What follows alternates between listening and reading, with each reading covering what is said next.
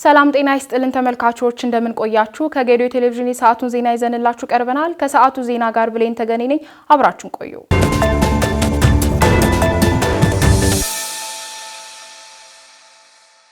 አርስተ ዜና በቡሌ ወረዳ በመሬት መንሸራተት አደጋ ተፈናቅለው የነበሩ ወገኖች መልሶ ለማቋቋም እየተሰራ መሆኑ ተገለጸ የግብርና ባለሙያዎች የሚሰጡትን ትምህርት ተግባራዊ ማድረግ ውጤታማ እንደሚያደርግ ሞዴል አርሶ አደሮች ገለጹ የትምህርት ጥራትን ለማስጠበቅ ሁሉም ባለድርሻ አካላት መረባረብ እንደሚገባቸው ተገለጸ ዞኑ ህገወጥ ነጋዴዎች ላይ አስፈላጊ እርምጃ በመውሰድ የንግድ ስርዓቱን ጤናማ ለማድረግ እየሰራ መሆኑን የጌዲዮ ዞን ንግድና ገበያ ልማት መምሪያ አስታወቀ የዓለም አቀፍ ህግ በሚፈቅደው መንገድ የወደብ ባለቤት ለመሆን በሚደረገው ጥረት ህዝቡ አጋርነቱን ሊያሳይ እንደሚገባ ተገለጸ ወደ ዝርዝር ዘገባዎቻችን እናልፋለን በቅድሚያም አጫጭር ዜናዎችን ነው የመንግስት ኮሙኒኬሽን ተቋማት ተልኳቸውን በአግባቡ እንዲወጡ የተጠናከረ ድጋፍ ይደረጋል ሲል የክልሉ መንግስት ኮሙኒኬሽን አገልግሎት አስታወቀ የአገልግሎቱ ማኔጅመንት አባላት በአንደኛ ሩብ ዓመት አፈጻጸምና በቀጣይ 90 ቀናት ዙሪያ በጌዲዮ ዞንና በዲላ ከተማ አስተዳደር ተገኝተው ድጋፍና ክትትል አድርገዋል የአገልግሎቱ ምክትል ኃላፊ ወይዘሮ አዜብ ዘውዱ የድጋፍና ክትትሉ ዋና ዓላማ በታችኛው መዋቅር የሚገኙ ተቋማት በተግባር ወቅት የሚገጥማቸውን ተግዳሮት በመለየት መፍትሄ ከማስቀመጥ ባሻገር የመፈጸም አቅማቸውን ለማሳደግም ነው ብለዋል በታችኛው መዋቅር የሚገኘው የመንግስት ኮሙኒኬሽን መዋቅሮች ጠንካራ የይዘት ስራዎችን በማምረት የዞኑን የከተማውን ብሎም የክልሉን ገጽታ በማስተዋወቅ ረገድ አበክረው ሊሰሩ እንደሚገባም አሳስበዋል የህዝቡን አስተያየት በመሰብሰብ ለይዘት ስራ መጠቀም ይገባል ያሉት ወይዘሮ አዜብ የማህበራዊ ሚዲያ አማራጮችን በማልማት መረጃዎችን ለህብረተሰቡ ማድረስ እንደሚገባም ተናግረዋል የጌዲዮ ዞን መንግስት ኮሙኒኬሽን አገልግሎት ኃላፊ ወይዘሮ ዜና ማሞ ተቋሙ በአንደኛ ሩብ ዓመት ያከናወናቸውን ተግባራት ዝርዝር ሪፖርትም አቅርበዋል የተቋሙ እቅድ ለማሳካት ከባለድርሻ አካላትና ከሚዲያዎች ጋር በቅርበት እየሰራ እንደሚገኝ የተናገሩት የአገልግሎቱ ኃላፊ በቀጣይም ተጠናክሮ ይቀጥላልም ብለዋል የዲላ ከተማ አስተዳደር የመንግስት ኮሙኒኬሽን አገልግሎት ኃላፊ አቶ እውዮ ኃይሉ በበኩላቸው አገልግሎቱ በአንደኛ ሩብ ዓመት ያከናወናቸውን ተግባር በዝርዝርም አቅርበዋል በቀጣይ የማህበራዊ ሚዲያ አማራጭና የህትመት ስራዎች ላይ በማጠናከር ለህብረተሰቡ ፈጣንና ወቅታዊ መረጃ ለማድረስ እንደሚተጉም አንስተዋል የሰው ኃይል እጥረት አገልግሎቱ የተጣለበትን ተልዕኮ በአግባቡ እንዳይወጣ ማድረጉን አቶ እውዮም ተናግረዋል በቀጣይ የግንኙነት አግባብ ከማጠናከር ባሻገር የልምድ ልውውጥ ሊዘጋጅ እንደሚገባም አንስተዋል የአገልግሎቱ ማኔጅመንት አባላት ለተነሱ ጥያቄዎች ማብራሪያ ለሚሹ ጉዳዮችም መልስ ሰጥተዋል ድጋፍ በሌሎች ዞኖችና የሪጂዮ ፖሊስ ከተማ አስተዳደሮች ተጠናክሮ የሚቀጥልም ይሆናል ዘገባው የደቡብ ኢትዮጵያ ኮሙኒኬሽን አገልግሎት ነው ወደ ውጪ አጫጭር ዘገባዎቻችን እናልፋለን በአሜሪካ ኬንታ ግዛት የዩፒኤስ ጭነት አውሮፕላን መከስከስ አደጋ ደረሰበት የጭነት አውሮፕላኑ ከሉቬ መሐመድ አሊ ዓለም አቀፍ አውሮፕላን ማረፊያ መብረር በጀመረ ጥቂት ደቂቃዎች ውስጥ ነው መከስከሱ የተሰማው የኬንታ ግዛት አስተዳዳሪ አንዲ በሽር የጭነት አውሮፕላኑ ከተነሳ በኋላ ብዙም ሳይቆይ የመፈንዳት አደጋ እንዳጋጠመው አስረድተዋል በተከሰተው አደጋም የሰዎች ህይወት ያለፈ ሲሆን በተጨማሪም ከባድ ጉዳት መድረሱንም አክለዋል የሟቾች ቁጥር ሊያሻቅብ እንደሚችል የጠቆሙት የአደጋው መንስኤ ለማወቅ ምርመራ እየተካሄደም ነው ብለዋል አደጋውን ተከትሎ የተፈጠረው የእሳት አደጋ በፍጥነት መቆጣጠር መቻሉንም ገልጸዋል የበረራው ቁጥር 2979 የሆነው የጭነት አውሮፕላን 38000 ጋሎን ነዳጅ ጭኖ ወደ ሆኖሎል ሊያቀና እንደነበር ቢቢሲን ጠቅሶ ፋና ሚዲያ ኮርፖሬሽን ዘግቧል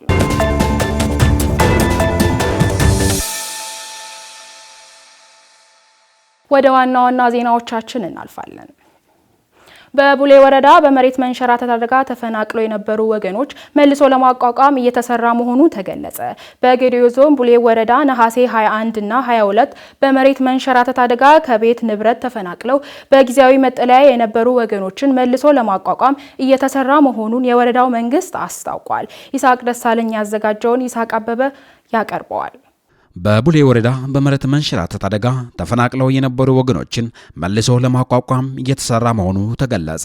በገደኦ ዞን ቡሌ ወረዳ ነሐሴ 21 እና 22 በመሬት መንሸራተት አደጋ ከቤት ንብረት ተፈናቅለው በጊዜያዊ መጠለያ የነበሩ ወገኖችን መልሶ ለማቋቋም እየተሰራ መሆኑን የወረዳው መንግስት አስታውቋል። በወረዳው ነሐሴ 21 እና 22 በአጋምሳ ቀበሌ የደረሰው መሬት መንሸራተት አደጋ የበርካታ ሰው ህይወት የቀጠፈና በቤት ንብረት ላይ ከፍተኛ ጉዳት ያስከተለ እንደነበረ የአካባቢው ነዋሪዎች ያስታውሳሉ።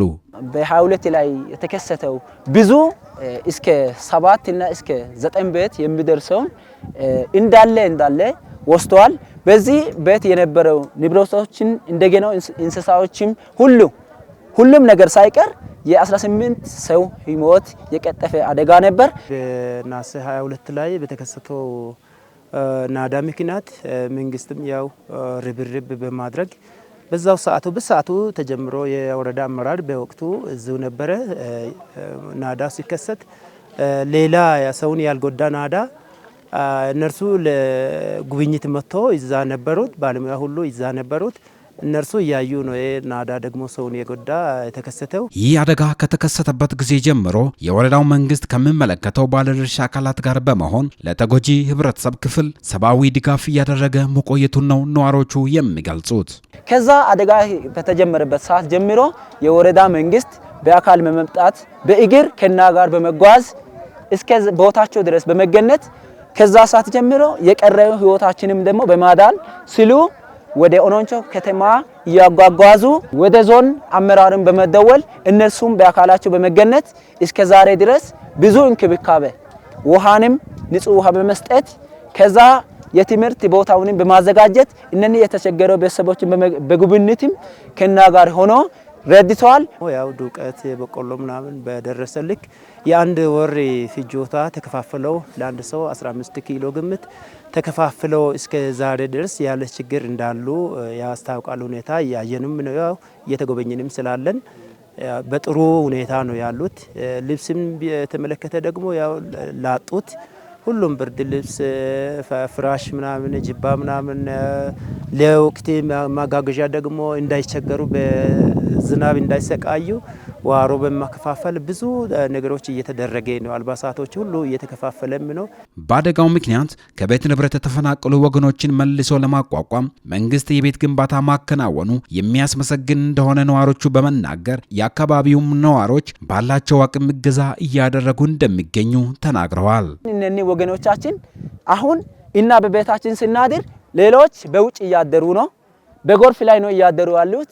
እነኚህ ወገኖቻችን ደግሞ እንዴት አድርገን ወደ ቤታችን እናስመጣ በሚለው መሪ ቃል ቤቱን እየሰራን አጣና በማምጣት እነኚህ ፊልጦችም ደግሞ ያለውት ፊልጡን በማምጣት ሌላም ደግሞ እነኚህ የወጡት ህብረተሰቦቻችን በሚራቡበት ጊዜ በቡና በሻይና ያለን ነገር ሁሉ ወደዚህ በማምጣት እነኚህ ትብብሮች እያደረግን አለን ነው ማለት ነው። በቀበሌው አደጋው ከደረሰበት ጊዜ ጀምሮ አስፈላጊው ሰብአዊ ድጋፍ ለተጎጂዎች እየተደረገ እንደሚገኝ የወረዳው ከፍተኛ ስራ ኃላፊዎች ተናግረው በተለይም ተፈናቃዮችን ለመደገፍ መላው የኢትዮጵያ ሕዝብ ያደረገው ርብርብ የሚያስመሰግን ነው ሲሉ ገልጸዋል። ይሄ ክስተት ከተከሰተበት ጊዜ አንስቶ ከነሐሴ 21 ጀምሮ በርካታ የማህበረሰብ ክፍል ለይህን ማህበረሰብ እንዳይጎዳ እንዳይራብ እንዳይበርደው ከፍተኛ አስተዋጽኦ አድርገዋል። በደቡብ ክልል ያሉ ዞኖች ሳይቀሩ እንደ ገዶ ዞንም ከተማ አስተዳደር፣ ወረዳ አስተዳደር፣ እድሮች፣ ሃይማኖት ተቋማት በርካታ ማህበረሰብ ነው እንደውም ዜጋ እነዚህ ማህበረሰቦች ለመታደግ አስተዋጽኦ አደረጉ። በዚህ ሂደት ደግሞ በተለይ ዜጎች እንግዲህ ያለፉ እንዳለ ሆነው ግን ዜጎቹ የታደጉበት መንገድ እጅግ አመርቂ ነበረ። በተለይ ቀሪ ሰዎች ላይ እንዳይራቡ እንዳይጎዱ በቡድን ሆኖ በግለሰብ ደረጃ በቡድን ደረጃ በሴክተር ደረጃ በተቋም ደረጃ ሁሉ ማለት ነው ኢትዮጵያዊ ሁሉ ከፍተኛ ርብርብ ያደረገበትና እኛም ደግሞ ቃላት እንኳን የሚያንሰናልና በዛ ልክ የሆነበት ነው። ከዛ ውጪ ደግሞ አሁንም ቢሆን ዛሬም የተቋረጠ አይደለም። በተለይም ተፈናቅለው በጊዜያዊ መጠለያ የሚገኙ የህብረተሰብ ክፍሎችን በዘላቂነት ለማቋቋም 103 ቤት ከስጋት ነጻ በሆነ አካባቢ እየተገነባ ይገኛል ያሉት ኃላፊዎቹ በቀጣይም የትምህርት የጤናና ሌሎችም አገልግሎቶች እንዲያገኙ ይደረጋል ብለዋል። የ103 አባወራና የሚያወራ ቤት ነው የሚሰራ። የ103 ቤት እየገነባ ነው ያለው። እስካሁን ወደ 43 ቤት በሚታዩት መልክ ተገንብቷል። ያው ቆርቆሮም በዚህ መልክ የተመታበት ሂደት አለ። አጠቃላይ ከማህበረሰቡ አገልግሎትና ማህበረሰቡ ከማሳተፍም በብልጽግና ህብረት ያው አሁን በሚታዩት ልክ ነው ሰው ወጥቶ ጉርጋድ በመቆፈር እንደገና የግንባታ እንጨቶችን በማጓጓዝ ከፍተኛ ድርሻ እያበረከቱ ናሉና አሁንም ድጋፍ እየተደረገ ነው። በእኛም ደረጃ ደግሞ እነዚህ ዜጎች አሁን በዘለቄታ የሚያርፉበት በዘለቄታ የሚቋቋሙበትን የትምህርት ግብዓት በተገቢ መንገድ አግኝተዋል። እንደገና ደግሞ ቀጥለን ደግሞ የምግብም በተለይ የሕክምና ቁሳቁስን በተገቢ መንገድ ሕክምና ትሪት እየተደረገ ነው። የግብርና ባለሙያዎች የሚሰጡትን ትምህርት ተግባራዊ ማድረግ ውጤታማ እንደሚያደርግ ሞዴል አርሶ አደሮች ገለጹ። የይርጋ ጨፌ ወረዳ ግብርና ጽሕፈት ቤት በወረዳቸው ከ5000 በላይ ሞዴልና ከ4000 በላይ ቡና ላኪ አርሶ አደሮች እንደሚገኙም አስታውቋል። ተስፋዬ ጎበና ያዘጋጀውን ይስሐቅ ሳሙኤል እንደሚከተለው ያቀርበዋል። መንግስት ምርትና ምርታማነትን ለማሳደግና የምግብ ዋስትናን ለማረጋገጥ ትኩረት ሰጥቶ እያከናወነ ባለው ስራዎች ላይ የግብርና ባለሙያዎች የሚሰጡት ምክር ሀሳብ ተግባራዊ የሚያደርጉ አርሶ አደሮች ከጊዜ ወደ ጊዜ ኑሯቸው እየተሻሻለ መምጣቱ ይገለጻል። በጌዲኦ ዞን የይርጋ ጨፌ ወረዳ ነዋሪ ሞዴል አርሶ አደር መሰለ ኃይሌ 9 ሄክታር መሬት በቡናና እንሰት ሰብል መሸፈናቸውን የተናገሩት ከጊዜ ወደ ጊዜ የሚያገኙት ምርት በኩንታል እየተሻሻለ መምጣቱን አስረድተዋል። ድሮ ትምህርት ባልነው ጊዜ ትንሽ 3 ኩንታል ምናምን ነበረ። አሁን ደግሞ ከ1 ሄክታር 8 ኩንታል 12 ኩንታል እያገኘን ማለት ነው። አሁን ከዚህ በተነሳ ኮምፖስት መጨመር አሁን ወደ 12 ኩንታል እያገኘን ማለት ነው። ከ1 ሄክታር ጥሩ ውጤታማ ነን። አሁን ኮምፖስት ደግሞ ጨምረን አንከባከብ ስንል ጥሩ ውጤት ነው የምናየው። ውጤታማ ነው። ለቡናና ለእንሰት ምርታማነት የሚጨምሩ ከተለያዩ ነገሮች የሚዘጋጁ ከ10,000 በላይ ቡና እግር የሚሆኑ ኮምፖስት እንዳላቸው የሚናገሩት አርሶ አደሩም ለቡና ጥራትና ምርታማነት የሚያገለግሉና የመሬት ለምነትን የሚጠብቁ የዛፍ ዝርያዎች ማሳቸው ውስጥ እንደሚገኝ አብራርተዋል። ኮምፖስት ማለት ይሄ ማለት ነው። ኮምፖስት ማለት ምክንያቱም ይሄ ኮምፖስት በጣም ጥሩ ነገር ማለት ለቡና ምርታማነት ለእንሰትም ለማንኛውም ነገር የሚጠቅም ማለት ነው። ይሄንን የከብት ይበት አለ፣ የእንሰት የተባሻው ቆርጦ መጨመር አለ፣ ሁሉ ነገር የዶሮ ኩስ መጨመር አለ።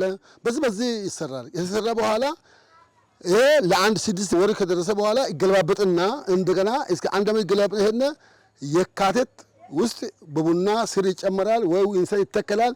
ከተከለ በኋላ በቃ እንሰትም ያምራል፣ ቡናም ምርታማነት ምርት ይሰጣል ማለት ነው። ጥልቀቱ ወደ 4 ሜትር ነው። 4 ሜትር ነው። ይሄ ኮምፖስት ለ10,000 ይጠቅማል ማለት ነው። 10,000 ቡና ይጠቅማል ማለት ነው። ኮምፖስቱ ወደ ስሩ 4 ሜትር ነው። ይሄ ኮምፖስት በቃ 4-5 መኪና ይሆናል። ይሄ ኮምፖስት ደግሞ ሲጨመር ለ10,000 እግር ቡና ይጠቅማል ማለት ነው።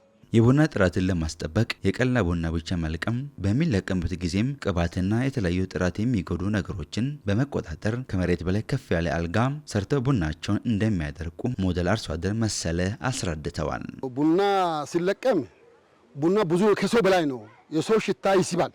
ስለምስብ ሽቶ መቀባት የለም፣ ቅባት መቀባት የለም፣ ሳሙና መልካት የለበትም። ይሄ ሁሉ ይጠበቃል። ያ ቀይ ቡና ይለቀማል። ቡና ቀይ የተለቀመ በጥራት ይለቀማል። ተለቅሞ በስነ ስርዓት እስከ 3 ሜትር ከፍታ ይሰጣል። አፈር ሽታ እንዳይቀበል ይደረጋል። በዛ በኋላ ሻሽ ጥራት ወይ ቃርጣም ቢሆን በስሳት ካንጠፈ ቡና ጥራት ይጠበቃል ማለት ነው። ለዚህ እንደዚህ እየጠበቅ ነው የምንሰራ። የይርጋ ጨፌ ወረዳ ግብርና ጽሕፈት ቤትና ቡናና ሻይ ቅመማ ቅመም ባለሙያ አቶ ጋሻው ስሜ በወረዳቸው ከ5000 በላይ ሞዴልና ከ4000 በላይ ቡና ላኪ አርሶ አደሮች ካሏቸው ውስጥ ሞዴል አርሶ አደር መሰለ አንዱ መሆናቸውን ተናግረዋል። ሞዴል አርሶ አደር መሰለም በቡና ልማት ያሉትን 12ቱን ፓኬጆች ላይ የግብርና ባለሙያዎች የሚሰጡትን ምክር ሀሳቦችና የተለያዩ ጥላ ዛፎችን ተጠቅመው በማልማት ወደ ኢንዱስትሪ የተሻገሩ ባለሀብት መሆናቸውን አቶ ጋሻው አብራርተዋል። ከወረዳችን ካሉት 574 ሞዴል አርሶ አደሮች እና 450 በላይ የላኪ አርሶ አደርነት ፍቃድ ካሉት አርሶ አደር አንዱና ጠንካራው ሞዴል የምንለው አርሶ አደር አቶ መሰለ ኃይሌ ናቸው። በቡና ልማት 12ቱንም ፓኬጅ በአግባቡ በመጠቀም ባለሙያን ምክር ሀሳብ በቡና ውስጥ የሚያስፈልጉትን የጥላ ዛፎች ለይቶ በማወቅ እንደ ብርብራ፣ ሰሳ፣ ኮርች፣ ሾላ፣ ዋንዛ ያሉትን ነገሮች ብቻ በመጠቀም ምርትና ምርታማነቱ ከፍተኛ በሄክታር አሁን ከ12 እና እስከ 15 ኩንታል በሄክታር ከሚያገኙት አርሶ አደር አንዱ አቶ መሰለ ኃይሌ ናቸው። ከግብርና መር ወደ ኢንዱስትሪ አድገዋል። በወረዳው ያነጋገርናቸው አርሶ አደሮችም አርሶ አደር መሰለ ኃይሌም ታታሪ ስራ ወዳድና መካሪ መሆናቸውን ገልጸው የእሳቸውን አርአያ እየተከተሉ መሆናቸውንም ተናግረዋል። አቶ መሰለም ለበርካታ ለችግር ለተጋለጡ ወገኖች በአመት 3 ጊዜ ማዕድ በማጋራት የበኩላቸውን ማህበራዊ ኃላፊነት እየተወጡ እንደሚገኙ አስተያየት ሰጪዎቹ ምክራቸውን ሰጥተዋል። አቶ መሰለ ኃይሌ አማካሪ ነው። የተቀየረ አንተ ሞዴል አርሶ አደር ትሆናለህ በማለት ሳስተምር እኔን በትግስት በመቀበል አቅሜ ባንሰኝም በትግስት ቀስ በቀስ ሲመጣ እኔም ዛሬ ከሱ ብርታት የተነሳ ከሱ ድጋፍ የተነሳ ዛሬ ሞዴል አርሶ አደር ላኪ ነኝ። አንዳንዴ እዚህ ለህዝቦቹ እስከ 500 በላይ የሆኑት ደካሞች ግቢ ላይ መርቶ አንዱ ሲበላ አንዱ ሲራብ ያሳዝነኛል በማለት በዚህ ሁኔታ አቶ መሰለ በብዙ አሁንም ገና ኃይል እየጨመረ እኔ ብቻ ይድገት የለው አንተም 5 ሰው ወስደ እንዲሁም ለደዎችን አስብ አሳድጎ ለመንግስትም ለሁሉም እያለ ራይ አሳካሶ በመሆኑ ይሄ ይገልጻል። የትምህርት ጥራትን ለማስጠበቅ ሁሉም ባለድርሻ አካላት መረባረብ እንደሚገባው ተገለጸ። የትምህርት ጥራትን ለማረጋገጥ የክትትልና ድጋፍ ስራ እየሰራ መሆኑን የረጴ ወረዳ ትምህርት ጽሕፈት ቤት አስታውቋል። ሪፖርተራችን ይስሐቅ አበበ ተጨማሪ አለው። የራጴ ወረዳ ሁለተኛ ደረጃ ትምህርት ቤት ተማሪዎች በጥሩ መነቃቃት ትምህርታቸውን እየተከታተሉ እንደሚገኙ ጠቆመው የተሻለ ውጤት ለማስመዝገብ የበኩላቸውን እየተወጡ መሆናቸውን ገልጸዋል። አሁን ያለው የትምህርት ሁኔታ አሪፍ ነው። ያውኛም እንግዲህ በቻሉን አቅም የተለያዩ መጻፍቶችን እያነበብን ላይብሬሪ እየገባን ከዩቲዩብ ምናምን እያወረድን እያየን የተዘጋጀን ነው እያነበብን ነው። እንግዲህ ጥሩ ውጤት እናመጣለን ብለን ተስፋ እናደርጋለን። ጥሩ ውጤት ለማምጣት አንደኛ በትምህርት ቤት ላይ ሁልጊዜ በመሳተፍ ከዛ ደግሞ ስበልጥ ላይብሬሪ በመግባት እያነበብን የተለያየ ቴክስቶችን መጻፍና አጋዥ የሚሆነውን ኤክስትርም ወይም ጋይዶችን በማንበብ እየተከታተልን ነው የምናሳልፈው። እዛ ደግሞ የተለያዩ ቱቶሪያሎችን ሁሉ እየተሳተፍን መጻፎችን እያነበብን ዋና እንግዲህ ከኛ የሚጠበቀው ማንበብና ማንበብ ብቻ ነው። እሱን እየተዘጋጀን ነው። አሁን የናቅድ ቀጥታ ዩኒቨርሲቲ መግባት አለብን ብለን ለመቀጠል አሁን 12ና ሳንደርስ አሁንኑ ዝግጅት አድርገን የተለያዩ መጻፍቶችን ላይብረሪ ውስጥ የመጻፍ ቤቶች እየገባን እያነበበን እርስ በራሳችን እየተረዳዳን እስካሁን ዝግጅት ላይ ነን። ተማሪዎች በቂ የሆነ እውቀት መገብየት እንዲችሉ ከቅድመ ዝግጅት አንስቶ በጥሩ ሁኔታ በማስተማር ላይ መሆናቸውን የገለጹት የትምህርት ቤቱ መምህራን ከመደበኛ የማስተማር ተግባር ባሻገር የቲዩቶሪያል ትምህርት በማዘጋጀት ተማሪዎችን ለማብቃት እየሰሩ መሆናቸውን ተናግረዋል። በእርግጥ ብዙ ጫናዎች አሉ። የምክር አገልግሎት እንሰጣለን። ስለዚህ በርታችሁ አጥኑት፣ ጫና እንኳ ቢኖርም ያለውን አቅም አማጣችሁ ጊዜውን ለትምህርት ስጡ እያልን እንዲያጠኑ እንዲያነቡ እየመከርኩ ይገኛል። ሌላም ደግሞ ለምሳሌ ከመደበኛ ትምህርት ክፍለ ጊዜ ውጪ በቲቶራል ለማስተማር፣ በሜካፕ ለማስተማር፣ በምክር አገልግሎት ለማስተማር የተለያዩ ነገሮችን ለነርሱ ለማሳየት ተዘጋጅቼበታለሁ። እንግዲህ የተወሰኑ አመታቶች እንግዲህ በዚህ እንደ ትምህርት ቤታችን ያለውን የውጤት ስብራት ለማሻሻል በጣም ትኩረት አድርገን እየሰራ ነው ያለነው። የተሻለ ውጤት እንዲመጣ ተማሪዎቻችንን የተለያዩ እገዛ በማድረግ የተለያዩ መርጃ መሳሪያዎችን በመጠቀም ተማሪዎች ውጤታቸውን እንዲያሻሽሉ ጥሩ ትኩረት ሰጥተን እየሰራ ነው ያለነው። የራጴ ወረዳ ሁለተኛ ደረጃ ትምህርት ቤት ርዕሰ መምህር አቶ አብርሃም በራሶ የትምህርት ጥራትን ማረጋገጥ የአንድ ተቋም ተግባር ብቻ ባለመሆኑ ሁሉም መረባረብ እንዳለባቸው ገልጸዋል። ትምህርት ጥራት አንድ ሰው ብቻ ማምጣት አይችልም። ትምህርት ቤቱም ብቻ ማምጣት አይችልም። መንግስትም ብቻ ማምጣት አይችልም። ስለዚህ ከሁሉም ባለድርሻ ርብርብ ያስፈልጋል፣ ተሳትፎ ያስፈልጋል፣ የድርሻ መውጣት ያስፈልጋል።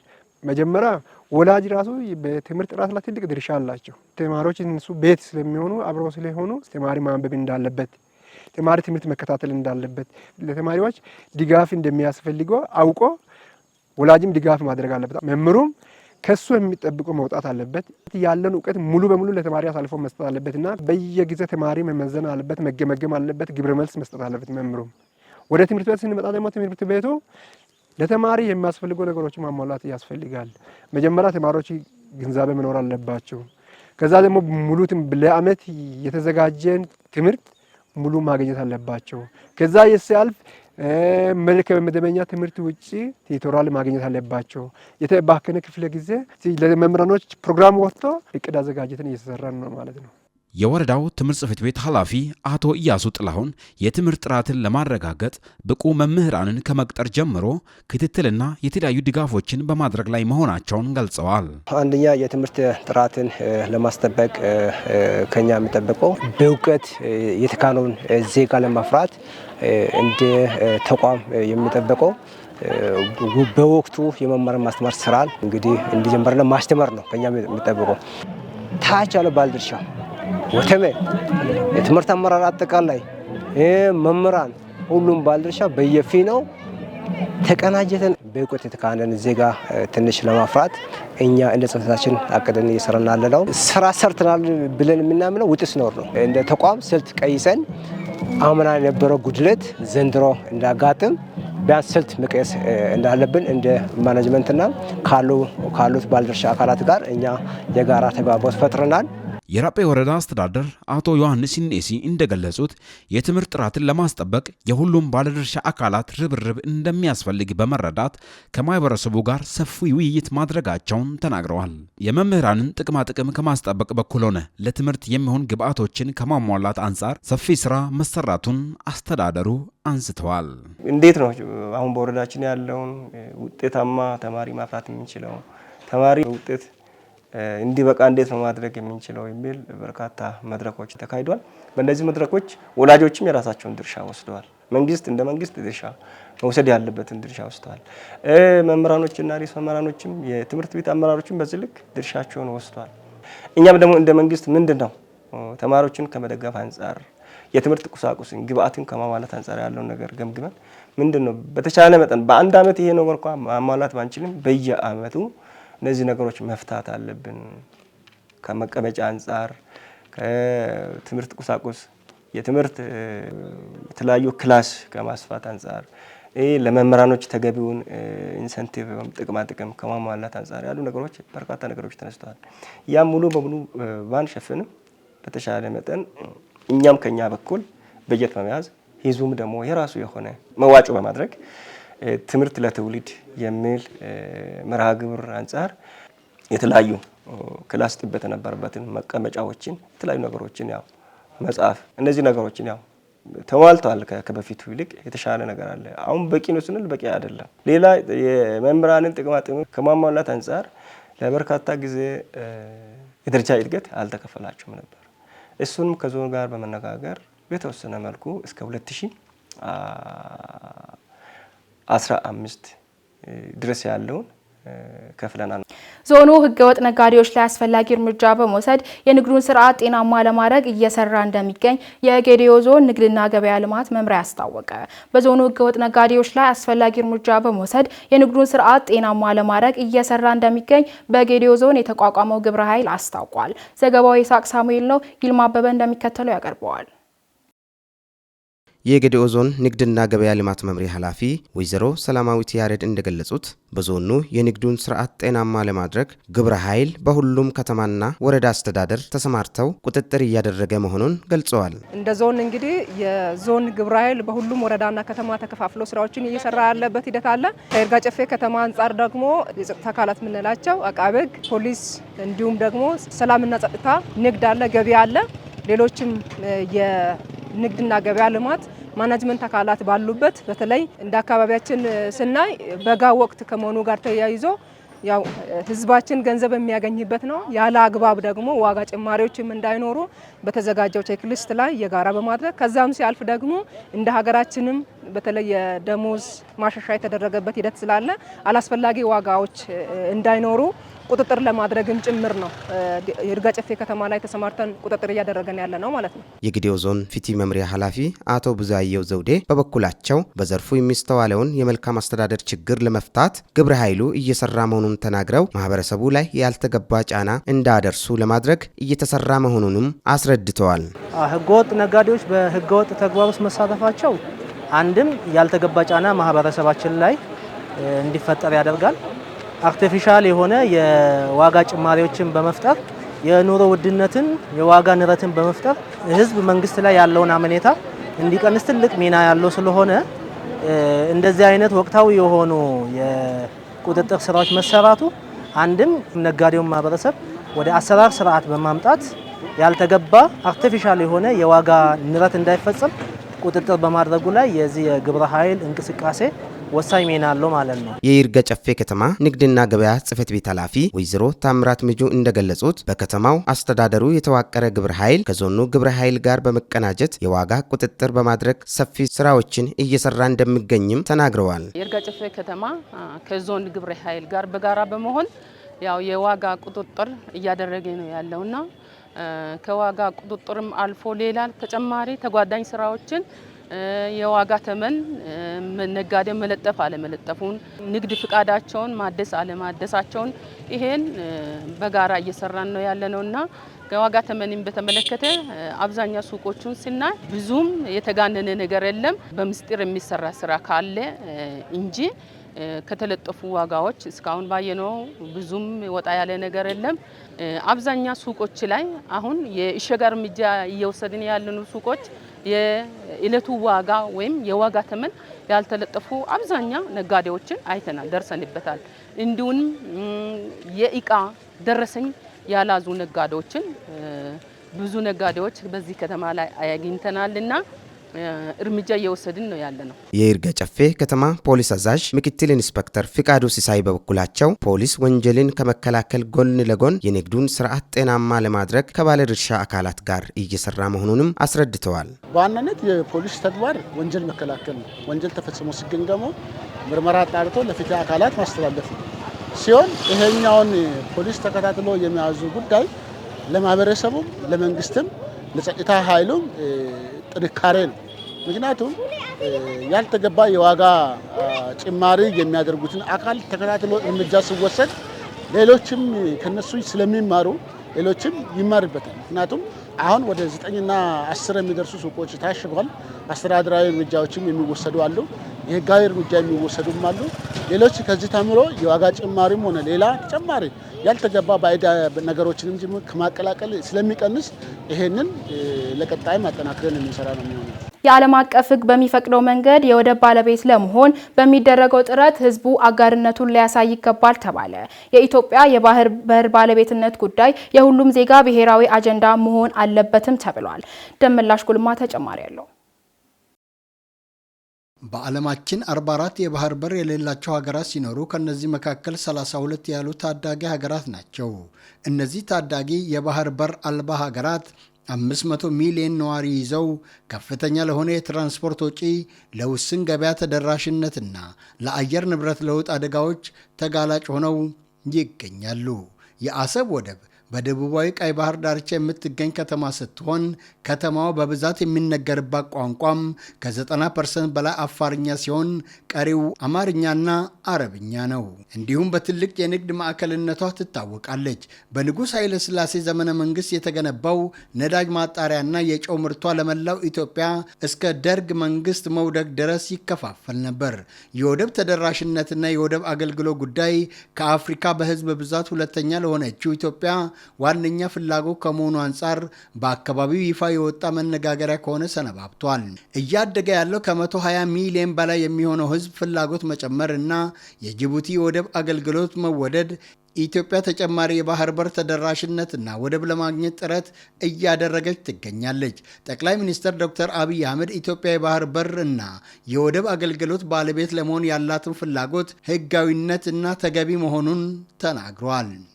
ኢትዮጵያ የማይናወጥ ብሔራዊ ጥቅም አላት። ዓለም ዛሬ ይስማ። የቀይ ባህር አክሰስ ሰላማዊ በሆነ መንገድ ኢትዮጵያ ያስፈልጋታል።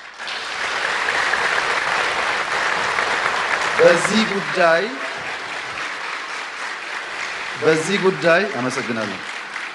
በዚህ ጉዳይ ሻይ የምናደርግ የምንደብቅ ይመስለው ካለ ተሳስቷል። በጦርነት አንፈልግም፣ በኃይል አንፈልግም። በቂ ሪሶርስ ነው። በማንኛውም ህግ በማንኛውም የአገር ልምምድ ኢትዮጵያ ይገባታል። ብዙዎች እኮ ነውር ነው ይላሉ። 120 ሚሊዮን ህዝብ መቆለፍ ነውር ነው ይላሉ። አንዳንድ የተገዙ ኢትዮጵያውያን ባይገባቸውም ወይኛ ወይ ልጆቻችን ያሳኩታል። ጥርጣሬ የለውም። ይሄ እውነት ስለሆነና ሎጂካል ነገር ስለሆነ ይሄን አስታኮ ግን ነገ ውጊያ ይነሳል ብሎ የሚያስቡ ሰዎች አንዋጋም ከማንም ጋር።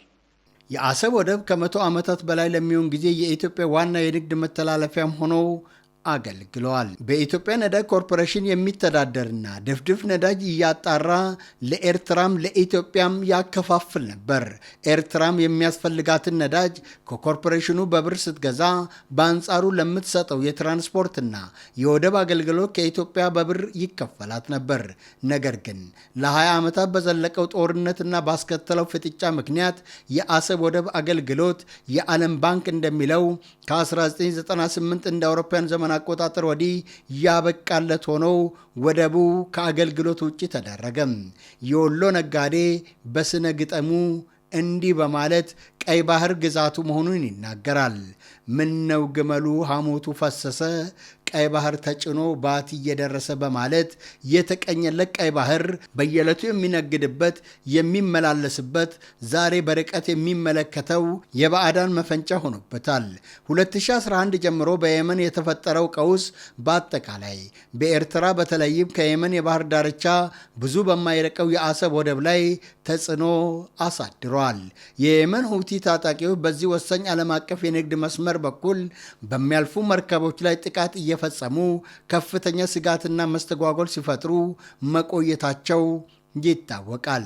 በሌላ በኩል ራሷን የመካከለኛ ምስራቅና የአረቡ ዓለም ጠበቃ አድርጋ የምትቆጥረውና ከአሜሪካ ከእስራኤል ቀጥሎ በየዓመቱ ከ1.3 ቢሊዮን ዶላር ያላነሰ ወታደራዊ ድጋፍ የምታገኘው ግብፅ፣ ሳውዲ አረቢያና የተባበሩት አረብ ኤሚሬቶች በብዙ መልክ እየተገዳደሯትና በል ሲላቸው አኪሯን እየቀሟት ባሉበት ወቅታዊ ሁኔታ ከሌሎች የቀይ ባህር ተዋሳኝና የቀድሞ ባላንጣዎቹ አገሮች በበለጠ በቀይ ባህር ዳርቻ ላይ የተጠናከረ በርካታ ወታደራዊ ጦር ሰፈሮችን በመመስረት ቀዳሚነቷን ይዛለች። በቀይ ባህር ወደቧ ዘመናዊቷ ከተማ የሻርማ አልሼክ የደቡብ ካምፕ ወታደራዊ ጦር ሰፈር ከመሰረተች ዓመታት አስቆጠራለች። ከግብፅ የቀይ ባህር ዳርቻ ወታደራዊ ጦር ሰፈሮች እጅግ ግዙፍና ግብፅ ከሱዳን ጋር ያላትን የድንበር ውዝግብ ለማስፈራራት ከሳውዲ አረቢያና የተባበሩት አረብ ኤሚሬቶች ጋር ሆና በየመን የእርስ በርስ ጦርነት እያደረገች ያለችውን ጣልቃ ገብነት ጦርነት ለማውገዝ የኢትዮጵያ ታላቁ ህዳሴ ግድብ ግንባታ ለማስተጓጎልና ኢትዮጵያ ዳግም ወደ ቀይ ባህር ለመመለስ የምታደርገውን ጥረት ላይ ማነቆ ለመሆን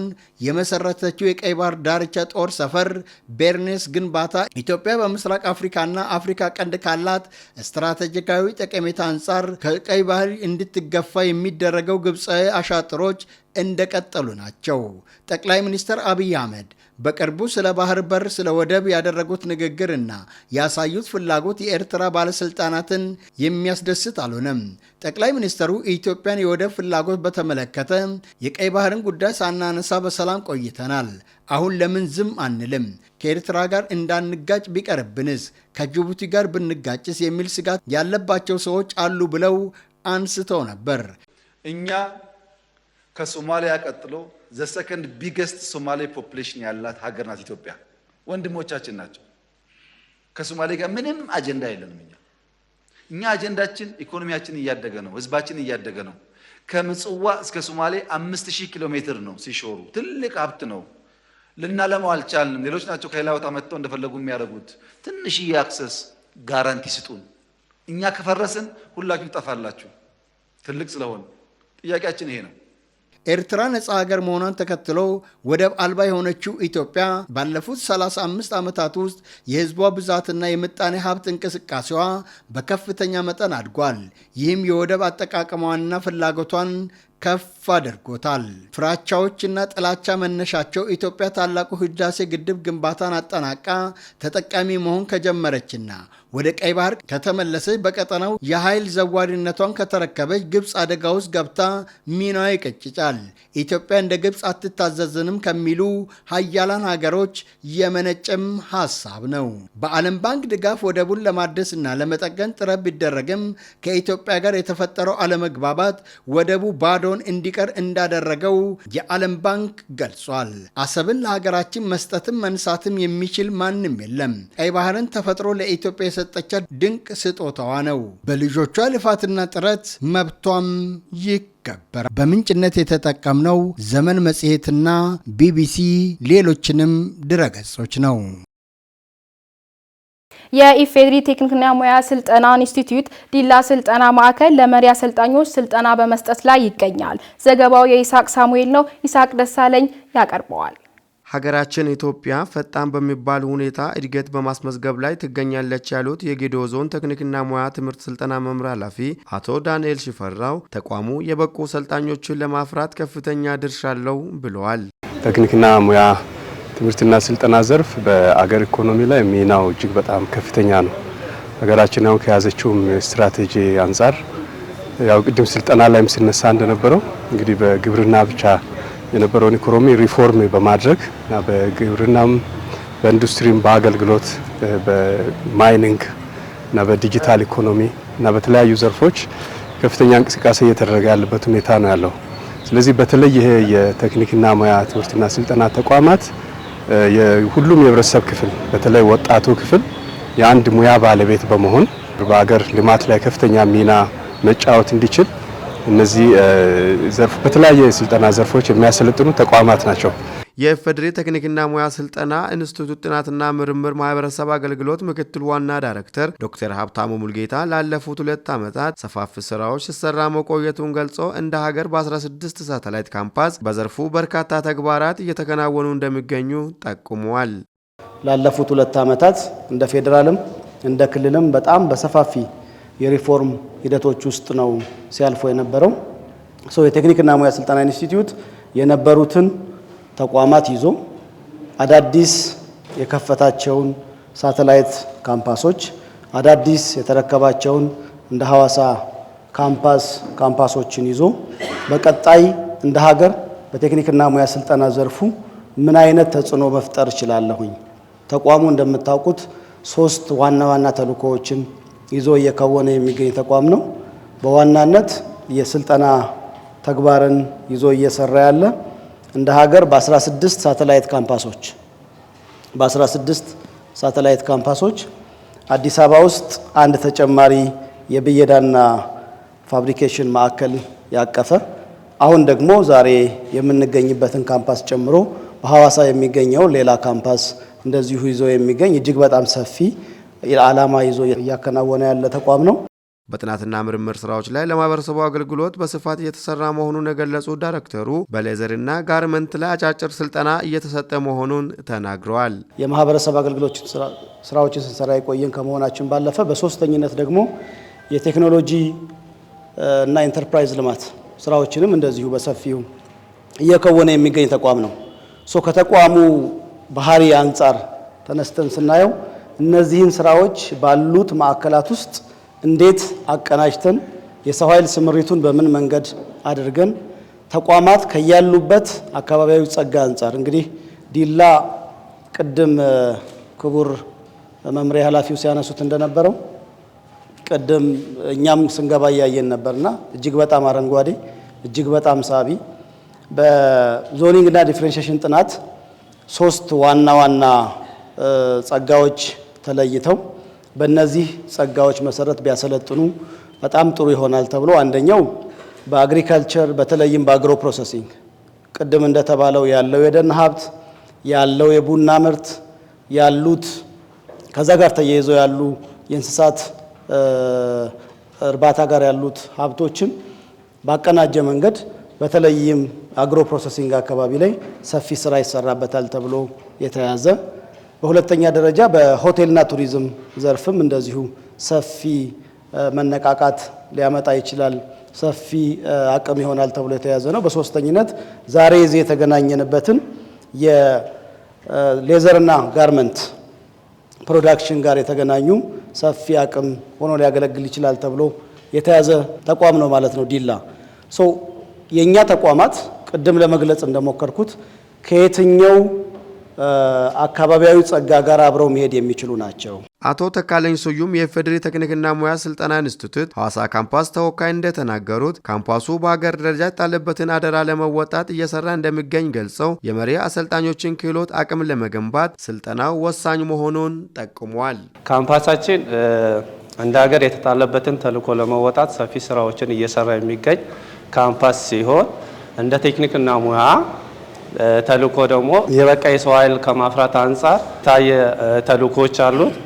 ይህን ደግሞ ለማሳካት የአሰልጣኙ ራሱ የበቃ መሆን ስላለበት የኛ ካምፓስ በተለያዩ የስልጠና መስኮች በተለያየ ጊዜ ስልጠናዎችን ሲሰጥ ይኖራል። የአሰልጣኞችን አቅም እየገነባ የሚገኝ የረጅም ዓመት ተሞክሮ ያለው ካምፓስ ሲሆን በ2018 በጀት ዓመት የመጀመሪያ ዙር በጋርመንት ቴክኖሎጂ 2 ፕሮጀክቶችን በመለየት ከአራቱ ክልሎች የተወጣጡ 20 መሪ አሰልጣኞችን በመለየት ይህ ስልጠና እንዲዘጋጅ ሆናል ማለት ነው። ተመልካቾች ለሰዓቱ ያዝንላችሁ ዜና ይህንን ይመስል ነበር። አርዕስተ ዜናዎችን ደግመን እናሰማችኋለን።